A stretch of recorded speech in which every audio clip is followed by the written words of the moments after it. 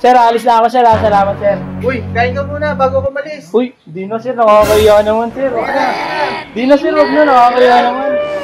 Halika na dito. Ito naman sir. Ito yung plato sir. Plato sir.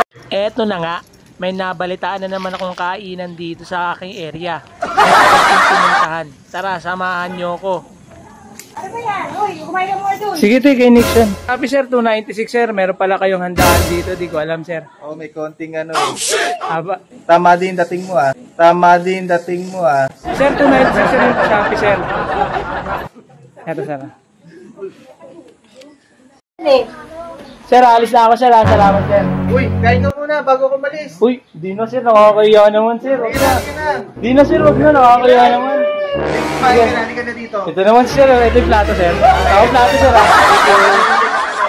Thank you sir. Pero ka rin ha. Ayan. Ito upuan natin ah. Maraming salamat sir. Nahiya naman ako sa inyo. So, nandito na naman tayo sa isang panibagong content natin. No? Siyempre, hindi tayo magpapahuli. May kainan eh. Di ba? Ayan o. Patay gutom tayo. Magpapahuli ba tayo? Ang kapal na mukha mo. Mga kalindog. So, hindi, totoo lang.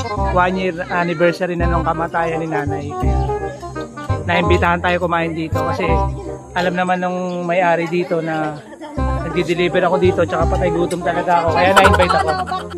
Ayan. Maraming salamat nga pala sa Restless Catering. Talaga namang napakasarap ng mga putahe na inihanda ninyo. At ang babait at ang sisipag ng mga staff ninyo. Ang gagwapo na, ang gaganda pa. Maraming salamat sa uulitin.